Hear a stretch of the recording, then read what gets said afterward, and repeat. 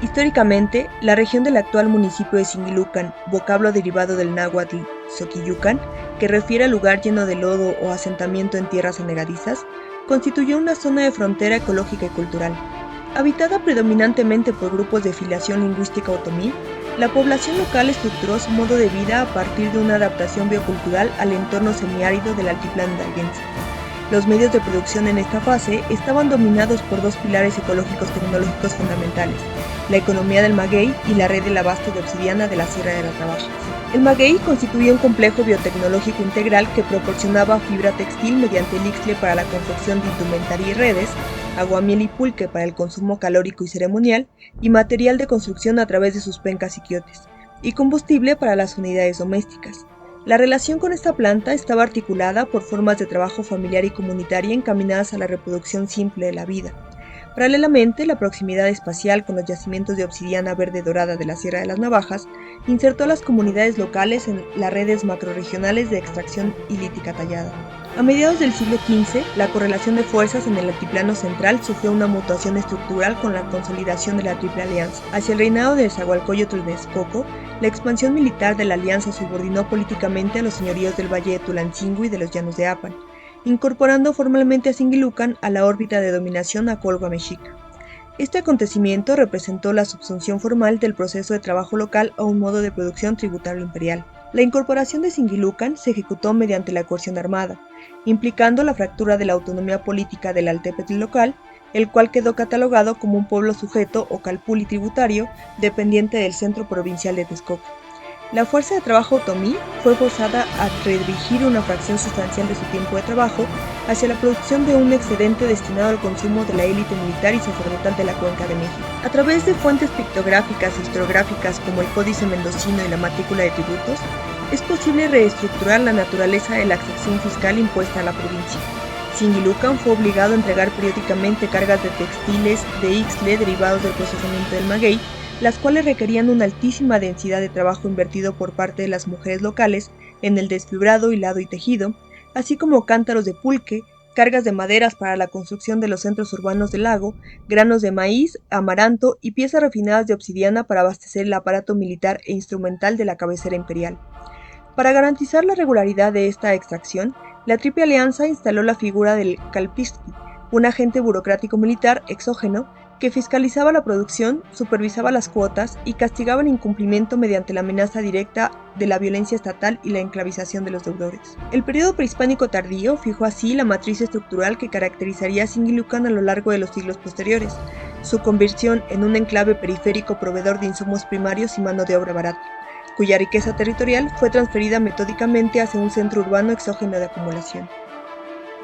El colapso de la estructura imperial mexica entre 1519 y 1521 significó la reestructuración radical del modelo extractivo sobre las comunidades del altiplano hidalguense, bajo los parámetros del mercantilismo colonial europeo. La incorporación de Singilucan a la monarquía hispánica se produjo mediante la implantación del sistema de encomiendas y posteriormente de corregimientos, los cuales transfirieron el antiguo derecho de exacción de tributo mexica hacia la nueva clase dominante conquistadora.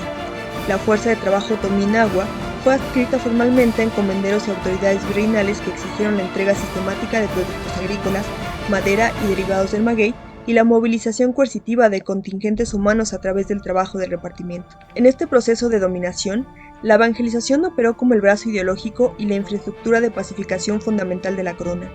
La llegada inicial de los frailes franciscanos doctrineros desde los conventos de Tepeapulco y Zempoala en la década de 1530 marcó el primer contacto institucional con la fe católica, erigiéndose una capilla de visita inicial. Sin embargo, la vertiginosa extensión del territorio a evangelizar y la escasez del personal de la Orden de los Frailes Menores provocaron una reorganización geopolítica en las áreas de la misión. En 1540, mediante negociaciones estratégicas entre las cúpulas monásticas, los franciscanos cedieron la doctrina de Singilucan a la Orden de San Agustín, encabezada en la provincia por Fray Pedro de Ávila. Para los agustinos, Singilucan representaba el nodo territorial clave dentro de su proyecto de expansión doctrinal hacia la Sierra Alta de Exmiquilpan, así como una posición estratégica adyacente a los nacientes yacimientos mineros de Pachuca y Real del Monte. La permuta fue una operación de reordenamiento territorial para articular la extracción agrícola y el abasto de mano de obra con la economía minera novohispana. La edificación del conjunto conventual agustino a mediados del siglo XVI constituye el testimonio material más evidente del proceso de subsunción del trabajo indígena a la causa colonial.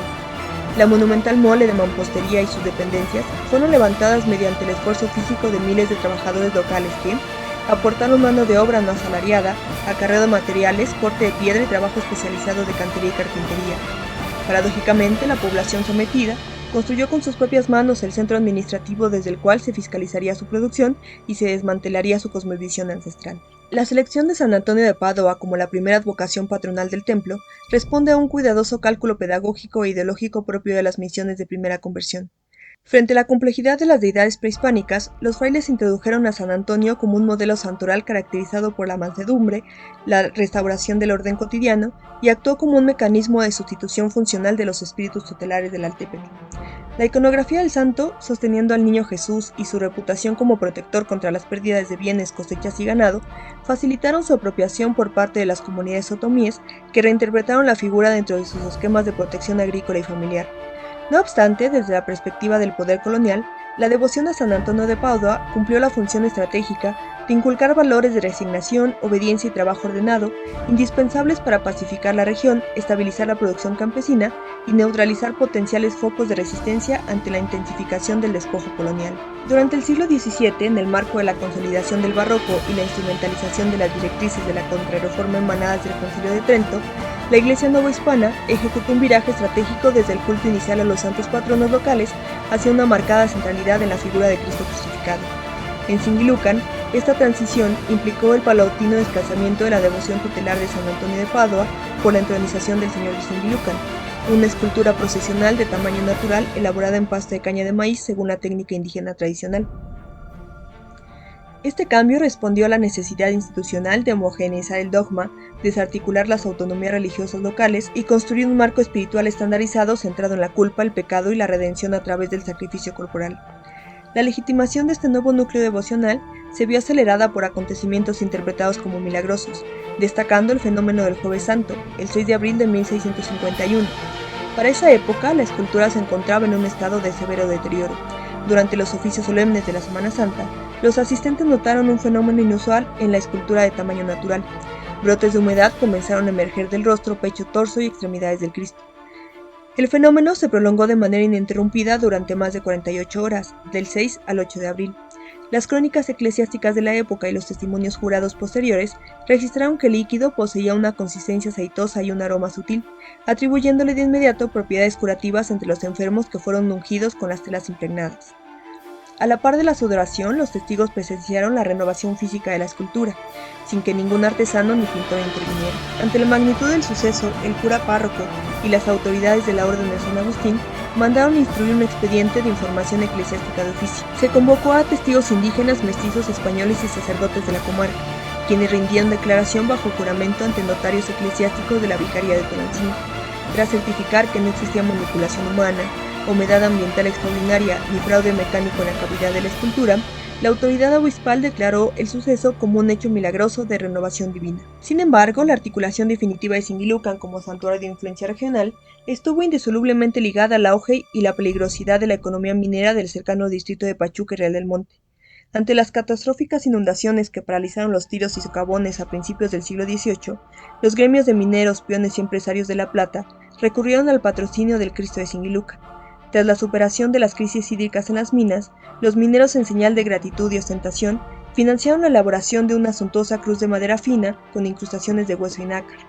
El relato de 1711 consigna que, al intentar fijar la figura en una nueva estructura, la escultura modificaba inexplicablemente la proporción de sus brazos, impidiendo su ajuste y manifestando una supuesta negativa divina a abandonar su tosca y humilde cruz de madera original. Este episodio revela una compleja contienda ideológica de doble filo entre las élites mineras, las autoridades eclesiásticas y la población trabajadora.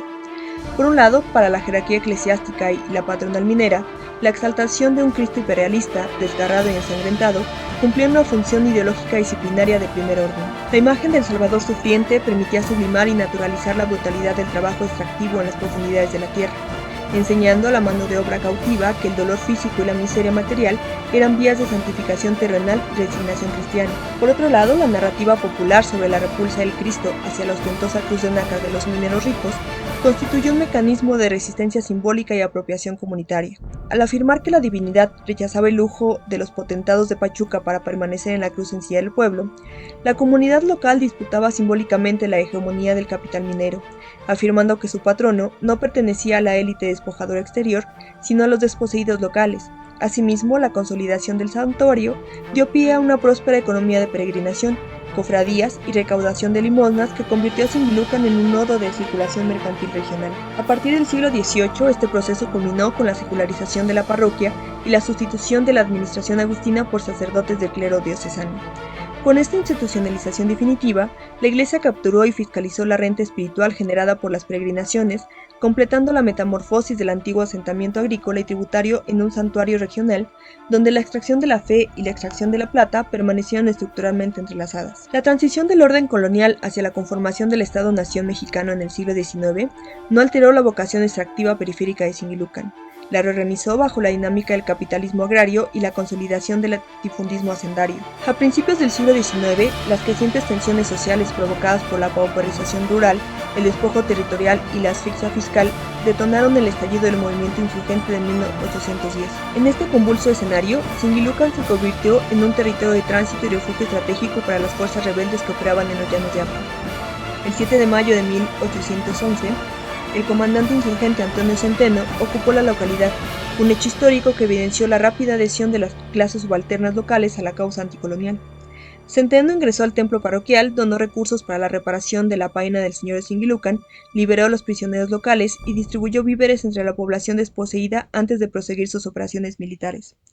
No obstante, más allá de este episodio de insurgencia popular, la consumación de la independencia y la posterior reorganización administrativa que otorgó el rango de municipio a Singilucan en 1827 no se tradujeron en una emancipación material para las comunidades campesinas de la comarca. Durante la segunda mitad del siglo XIX y de manera acusada durante el régimen porfirista, Singilucan fue plenamente integrado a la próspera cuenca agroindustrial de los llanos de Apan, consagrada al monocultivo del maguey pulquero y a la producción masiva de pulque destinado a satisfacer la demanda calórica y social de las crecientes masas urbanas en la Ciudad de México y de los centros mineros de Pachuca y Real del Monte. El paisaje geográfico y humano fue monopolizado por la institución de la hacienda pulquera. Bajo esta estructura latifundista, las mejores tierras de cultivo fueron concentradas en manos de una reducida élite de terratenientes que operaba mediante el mecanismo coercitivo del peonaje por deudas y la tienda de raya.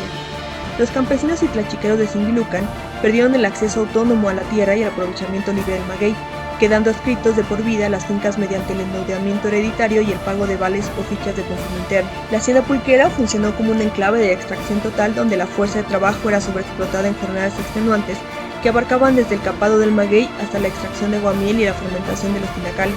manteniendo a la población local en condiciones de subsistencia límite, mientras la ganancia resultante de la venta de líquido era acumulada por la oligarquía pulquera. El estallido de la Revolución Mexicana en 1910 desarticuló violentamente esta arquitectura de dominación hacendaria. Singilucan fue escenario de incursiones de facciones revolucionarias que desestabilizaron el orden latifundista, cancelaron libros de deudas y forzaron el abandono de las fincas por parte de los propietarios. Sin embargo, la destrucción del modelo hacendario no trajo consigo una prosperidad automática para el campo de Singilucan. El paulatino colapso del mercado del pulque a lo largo del siglo XX, acelerado por la expansión de la industria cervecera y las campañas de estigmatización contra la bebida tradicional, desmanteló el motor económico local. En la época contemporánea, Singilucan encarna las contradicciones más severas del modelo de desarrollo neoliberal y la reestructuración capitalista del campo mexicano de finales del siglo XX e inicios del XXI.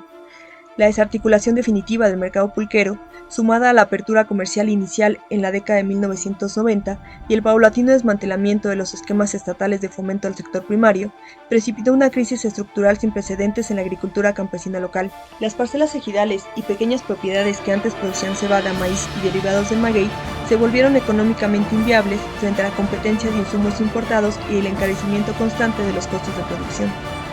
Esta nueva fase de acumulación por desposesión impulsó un éxodo masivo de la población joven y en edad productiva hacia los Estados Unidos, convirtiendo la migración internacional en el eje estructurador de la vida socioeconómica y cultural de Singilucan. Los habitantes hoy se insertan en los sectores laborales más precarizados de la economía estadounidense, alimentando rubros como la agricultura intensiva, la construcción y los servicios.